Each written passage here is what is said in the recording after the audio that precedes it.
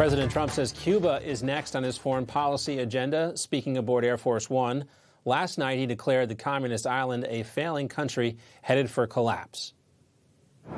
Yeah, Cuba's going to be next. Cuba's a mess. It's a failing country, and they're going to be next. Within a short period of time, it's going to fail. And we will be there to help it out. We'll be there to help our great Cuban Americans out who were thrown out of Cuba. In many cases, their family members were mutilated and killed by Castro.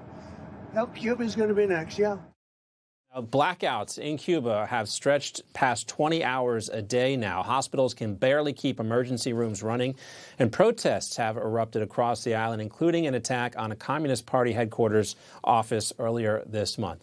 The island had not received a single oil shipment since January, when the U.S. captured Venezuelan dictator Nicolas Maduro. But today, a sanctioned Russian tanker, the Anatoly Kolodkin, arrived at Cuba's Matanzas port, Cuba's first oil delivery in some 4 months. It came just hours after President Trump said he does not have a problem with Russian President Vladimir Putin sending supplies to the island. Well, we have a tanker out there. We don't mind having somebody get a boatload because they have to survive. It wouldn't bother me. Doesn't help him. He loses one boatload of oil. That's all it is. It's fine.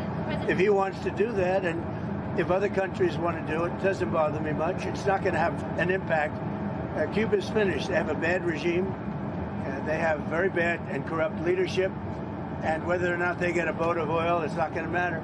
I'd prefer letting it in, whether it's Russia or anybody else, because the people need heat and cooling and all of the other things. If a country wants to send some oil into Cuba right now, I have no problem with it.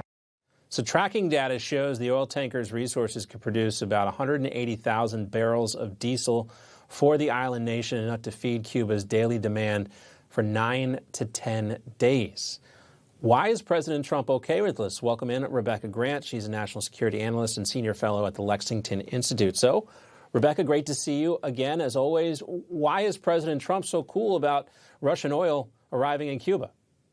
A little bit of a surprise. It's a sanctioned tanker. Mind you, there are hundreds of sanctioned tankers operating around the world.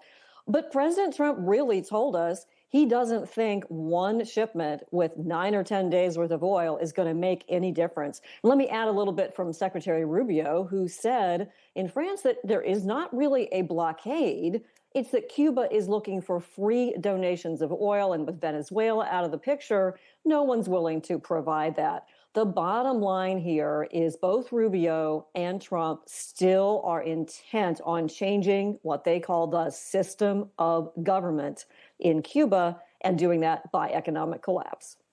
It'll be interesting to see how this is portrayed by the Cuban regime, where this oil came from and who is the benevolent person that is allowing it to show up. And based on your answer, Rebecca, is Cuba paying for this oil, or is this a donation coming from Russia? Well, who knows? But I expect a lot of propaganda from the Kremlin, propaganda from Cuba. They're going to make a big stink about all this. And I suspect that Russia is not making very much, if any, money on this shipment. But this just really tells you, how desperate Cuba has become and what a terrible system of government is in place there. Cuba should be thriving. They're just 90 miles from the greatest economy in the world, the USA. They should be in much better shape than they are, but very corrupt, bad government. Very corrupt, bad government often comes from communist regimes.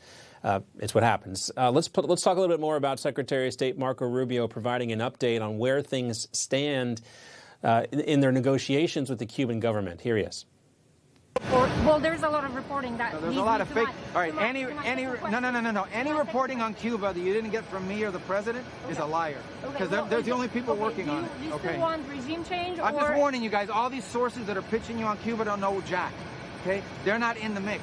Okay. I promise you, they don't know what the hell's happening. Regime change, or would you be okay with an economic deal? What do you mean an economic deal? Look, Cuba's economy needs to change, and their economy can't change unless their system of government changes. It's that simple.